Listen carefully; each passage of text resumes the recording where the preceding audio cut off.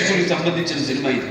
ఎందుకంటే మనం చూస్తున్నాం ఇవాళ ఎంత అశాంతి, ఎక్కడ చూస్తున్నాం యుద్ధాలు, ఆఖరి చావులు, లేకపోతే మనలో మనం సృష్టించుకున్న విభేదాలు. మనం గొప్ప మాట చెప్పారు ఆయన మొన్న.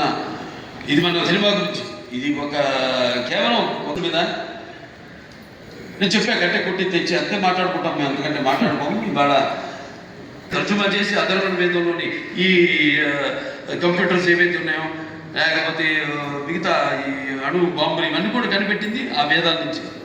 అలాగే శుశ్రూషులు అని మన భారతీయుడు ఒక డాక్టర్, వైద్యుడు, ఆ రోజుల్లో ఋషి ఆయన.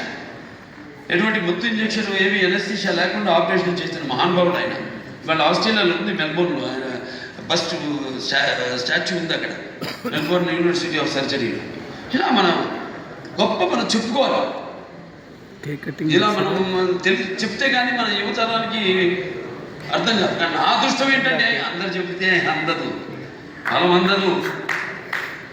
నా సినిమాలు వాటికి 5వ సినిమా అని చెప్పారు. నా మొదటి సినిమా అఖండ, అది కూడా ఒక పరీక్ష. కోవిడ్ టైంలో విడుదలైంది సినిమా.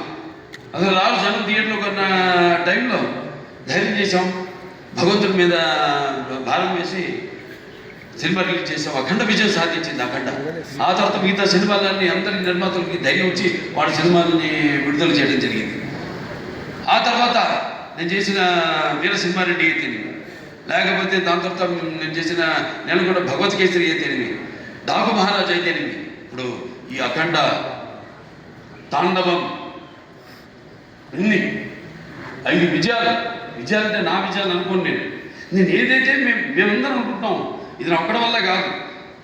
నేనేదో ఒక చిన్న పాయింట్ చెప్పచ్చు, డైరెక్టర్ గారికి చెప్పచ్చు, దాన్ని మనం సినిమాగా చూపించినప్పుడు, అంటే కళ్ళు కూర్చున్నప్పుడు కనేది కళ, కళ్ళతో అభినయించేది కళ, నిద్రపోతున్నప్పుడు కనేది కళ, నిద్రపోతున్న సమాజాన్ని మేలుకొల్పేది కళ. ఈ 4-5 సినిమాల్లో అందరికీ సందేశం ఇవ్వడం జరిగింది. 5 సినిమాల్లో రకరకాల సందేశాలు.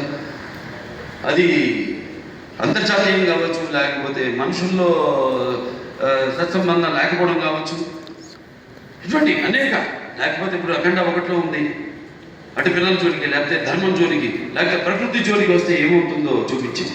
ఇప్పుడు అఖండ 2లో మరి అప్పుడంటే దేవుడు భాను మాస్టర్కి అయితేనేమి, అలాగే వాళ్ళ గాత్రం ఇచ్చిన సర్వేపల్లి సిస్టర్స్ అయితేనేమి, లేకపోతే సౌందర్య సిస్టర్స్ అయితేనేమి, కృష్ణ గారు అయితేనేమి, సౌందర్య గారు అయితేనేమి,